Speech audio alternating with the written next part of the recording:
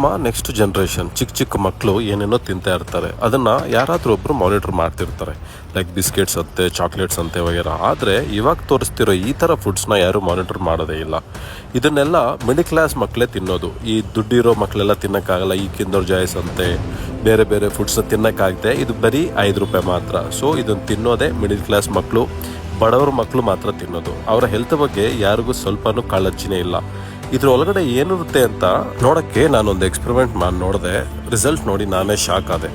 ನೀವೇ ಒಂದು ಸತಿ ಅಬ್ಸರ್ವ್ ಮಾಡಿ ಇದ್ರೊಳಗಡೆ ಏನಿದೆ ಅಂತ. ಇದೇನು ಪ್ಲಾಸ್ಟಿಕ್ಕಾ ಇಲ್ಲಾಂದರೆ ಏನು ಅಂತ ಗೊತ್ತೇ ಆಗ್ತಾ ಇಲ್ಲ. ಈ ಥರ ಅದು ನಮ್ಮ ಮಕ್ಕಳು ಹೊಟ್ಟೆ ಒಳಗಡೆ ಹೋದರೆ ಅವರ ಹೆಲ್ತ್ ಏನಾದರೂ ಆಗಬೇಡ. ಸೊ ಇದನ್ನು ಯಾರು ಕೇಳೋದು? ನಮ್ಮ ನೆಕ್ಸ್ಟ್ ಜನ್ರೇಷನ್ ಹೆಲ್ತ್ನ ನಾವೇ ನೋಡ್ಕೋಬೇಕು. ಆದಷ್ಟು ಈ ವಿಡಿಯೋನ ಎಲ್ಲ ಮಕ್ಕಳಿಗೂ ಶೇರ್ ಮಾಡಿ.